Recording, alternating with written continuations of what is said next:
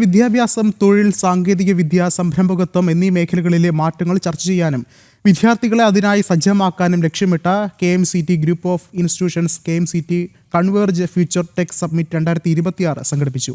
KMCT Kuttippuram ക്യാമ്പസിൽ സംഘടിപ്പിച്ച summit മുഖ്യമന്ത്രി VD സതീശൻ ഉദ്ഘാടനം ചെയ്തു.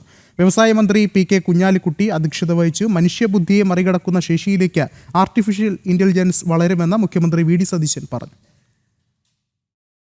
KMCT ഗ്രൂപ്പ് ഓഫ് ഇൻസ്റ്റിറ്റ്യൂഷൻസിന്റെ നേതൃത്വത്തിലായിരുന്നു KMCT converge future tech summit 2026 സംഘടിപ്പിച്ചത്. പുതിയ കാലത്തിലെ ആധുനിക സാങ്കേതിക വിദ്യകളെക്കുറിച്ച് വിദ്യാർത്ഥികളിൽ അവബോധം സൃഷ്ടിക്കുകയായിരുന്നു പരിപാടിയുടെ ലക്ഷ്യം. കുറ്റിപ്പുറം KMCT ക്യാമ്പസിൽ നടന്ന പരിപാടി മുഖ്യമന്ത്രി VD സതീശൻ ഉദ്ഘാടനം ചെയ്തു. വരും കാലം ആർട്ടിഫിഷ്യൽ ഇന്റലിജൻസിന്റെ കാലമാണെന്നും മനുഷ്യബുദ്ധിയെ മറികടക്കുന്ന ശേഷിയിലേക്ക് AI വളരുമെന്നും അദ്ദേഹം പറഞ്ഞു.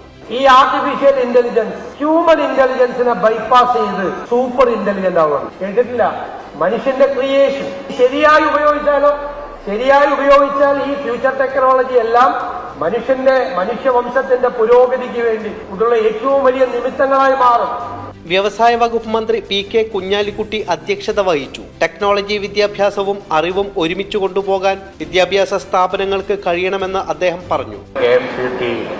ഇന്ന് ഇവിടെ മുൻകൈയെടുത്തുകൊണ്ട് നടത്തുന്ന ഈ കൺവേർജ് കോൺഫറൻസ് തീർച്ചയായും ഈ ഇന്ററാക്ഷൻ തീർച്ചയായും വളരെ കാലഘട്ടത്തിന്റെ ആവശ്യമാണ്. യാതൊരു സംശയവും it is need of the hour industry and academic scene should go together.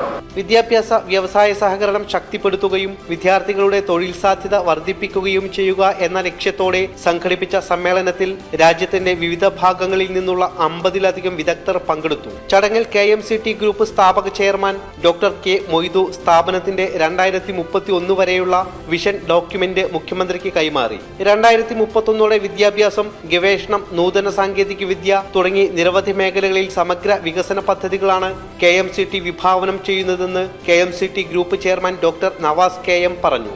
ജനം, മലപ്പുറം.